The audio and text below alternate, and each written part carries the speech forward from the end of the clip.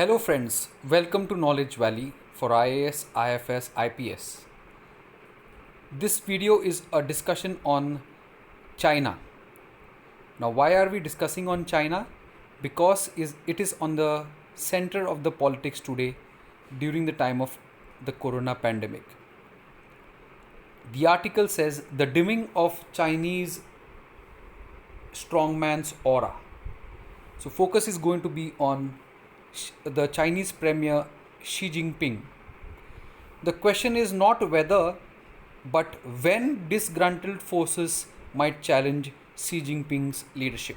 So there is some, you can say, wave, there is some noise in the Chinese media about Xi Jinping's leadership, and there are people who are a section of the society who are not happy with Xi Jinping.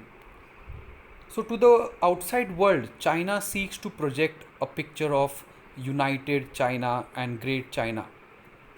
But under the Xi Jinping's central leadership, however, media, there is a greater scrutiny needs to be done, and the media in China has done on his role and leadership style, especially during the early stages of COVID-19 outbreak in Wuhan.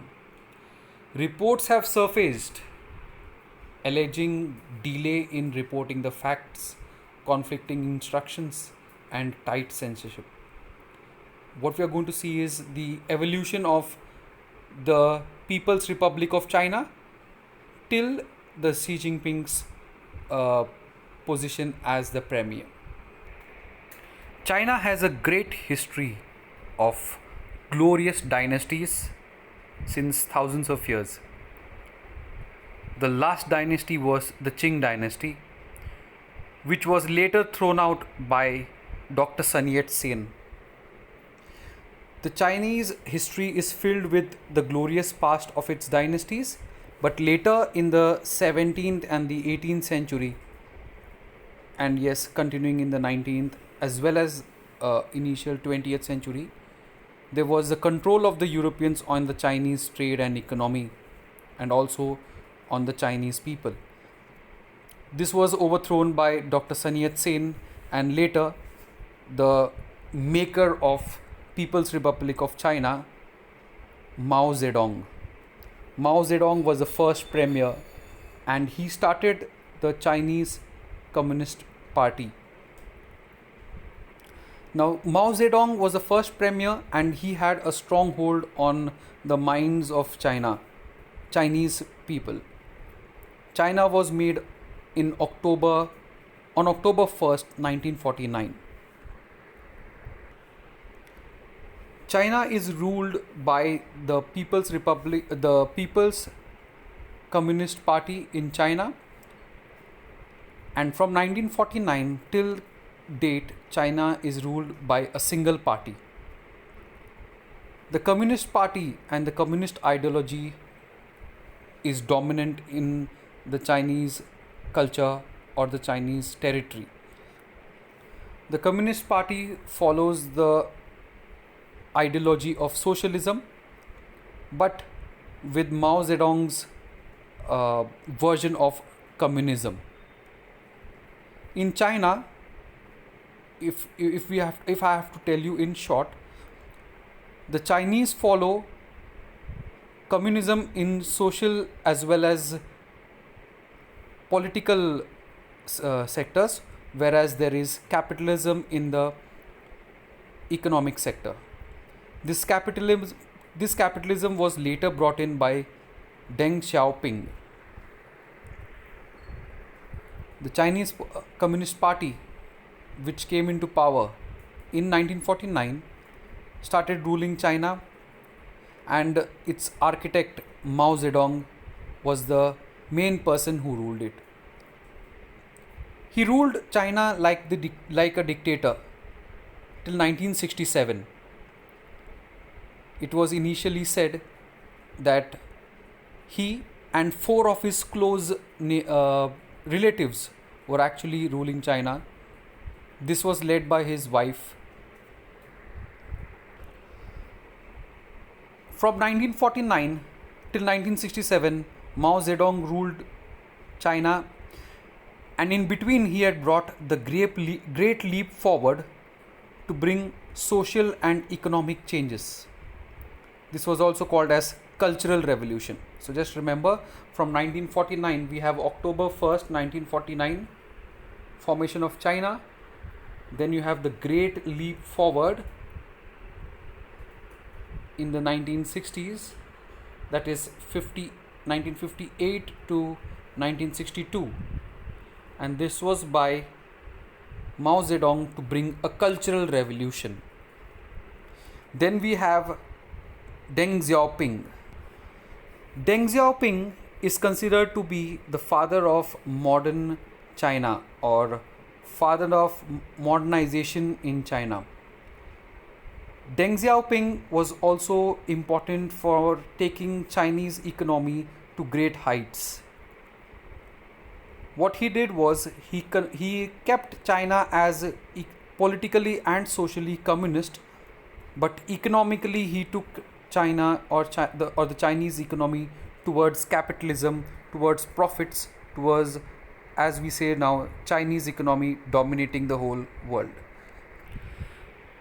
Deng Xiaoping brought policy shifts by bringing modernization, as I just told you, in 4 sectors: agriculture, industry, defense, and science and technology in the late 1970s.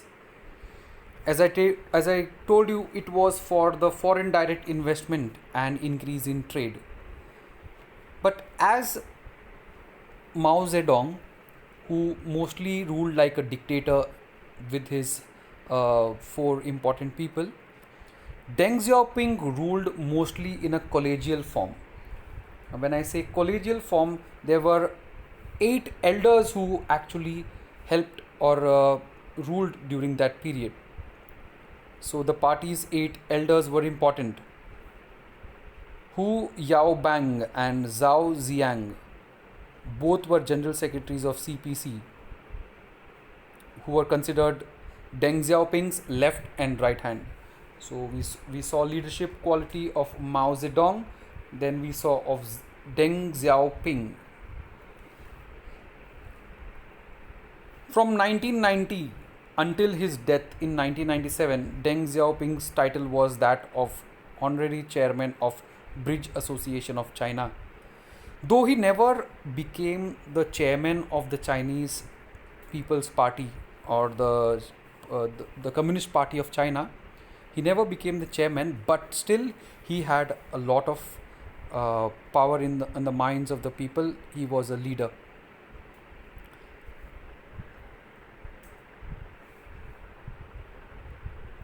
Deng Xiaoping is considered to be a worthy successor of Mao Zedong.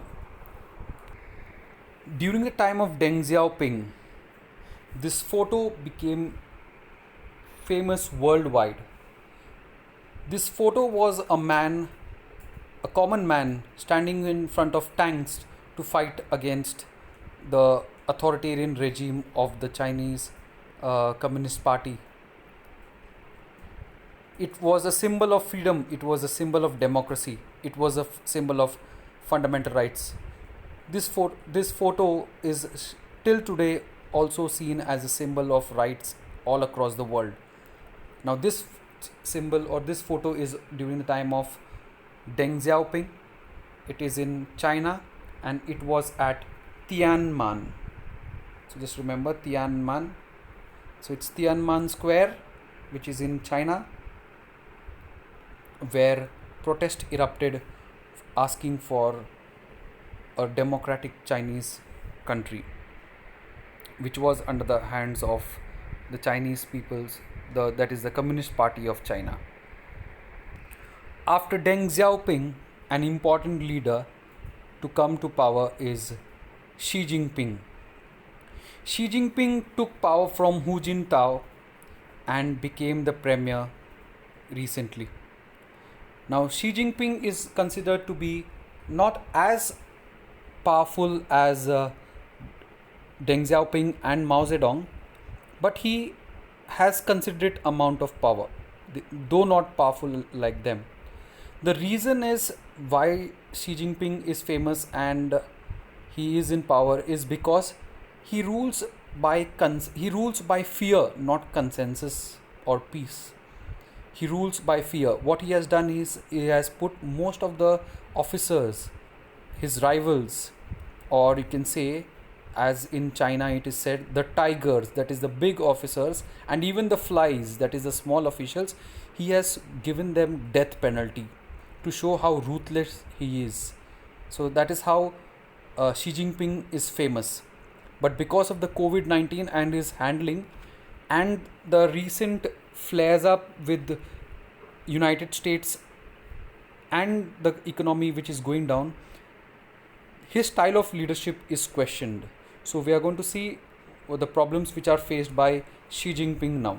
So we saw the various timeline. We saw Mao Zedong, then we saw Deng Xiaoping, then a brief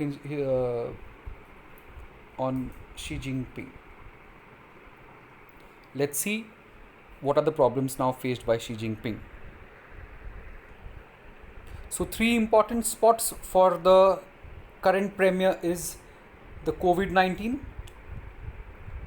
Then we have his relationship with the United States, and finally the economic crisis which are ahead of him. So Xi Jinping needs to tide all this.